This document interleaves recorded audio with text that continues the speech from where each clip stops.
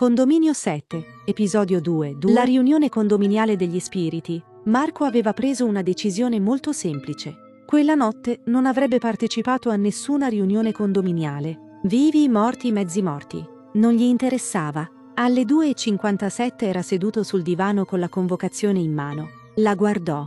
Poi guardò l'orologio. Poi di nuovo la convocazione. Riunione condominiale alle 3 di notte. Sospirò. Certo, perché soffrire solo durante il giorno? Accartocciò il foglio e lo lanciò nel cestino. Non ci vado. Problema risolto. Silenzio. Poi il foglio uscì lentamente dal cestino, volò attraverso il salotto e tornò perfettamente disteso sul tavolo. Marco rimase immobile. Va bene, disse piano. Problema molto educato però. Alle 2:59 la porta dell'appartamento si aprì da sola. O meglio, qualcuno la attraversò. Era la signora Teresa, bigodini rossa, vestaglia floreale, occhiali rossi e quella faccia tipica di chi ha già deciso che hai torto prima ancora che tu apra bocca. Marco. Teresa. Sei in ritardo. Marco indicò l'orologio. Manca ancora 1 minuto. Teresa lo fissò. Appunto. Poi schioccò le dita. Le luci si spensero. Marco deglutì. Cos'è questa, una seduta spiritica? Teresa lo guardò con compassione. Peggio. Pausa. Un'assemblea condominiale. Le luci tornarono. E il salotto di Marco non era più vuoto. 6 fantasmi erano seduti attorno al tavolo. Uno con una vecchia uniforme da custode. Una coppia vestita come se fosse ancora il 1987. Un signore trasparente che dormiva già. Marco guardò Teresa. Sono tutti morti? Fisicamente sì. Teresa sospirò.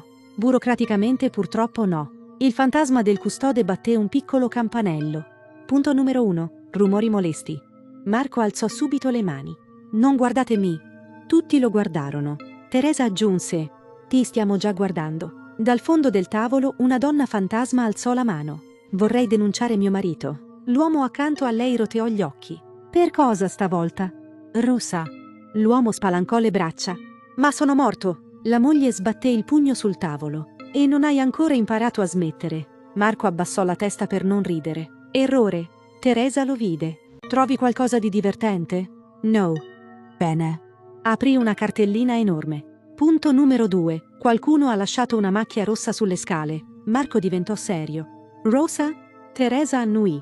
Molto rossa. Marco si irrigidì. Era sangue? Silenzio. Tutti si guardarono. Poi Teresa disse: No, salsa di pomodoro. Marco spalancò la bocca. Mi avete fatto prendere un infarto per il sugo? Teresa indicò il tavolo con una penna. La salsa macchia più del sangue. Marco rimase in silenzio.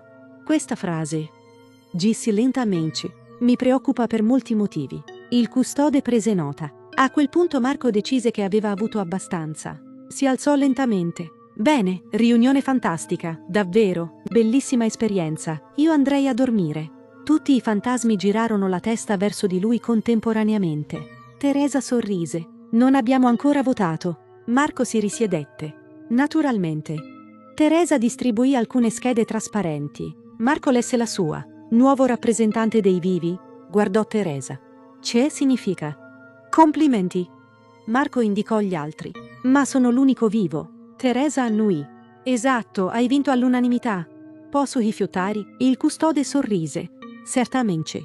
Marco tirò un sospiro di sollievo. Poi il custode posò davanti a lui un fascicolo spesso quanto un dizionario. Modulo 46b.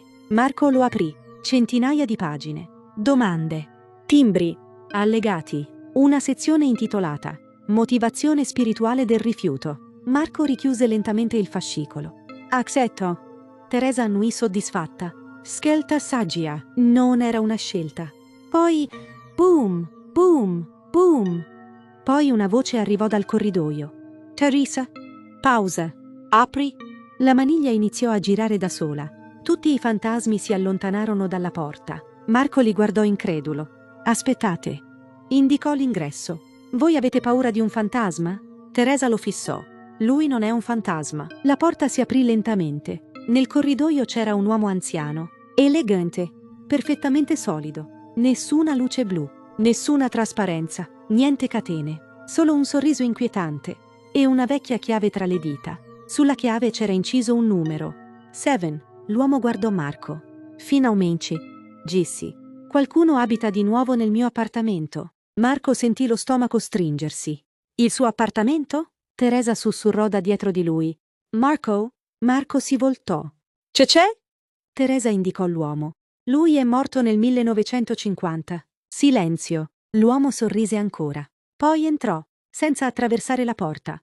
La aprì normalmente, e in quel momento Marco capì una cosa. Nel condominio 7, i fantasmi erano probabilmente il problema meno grave.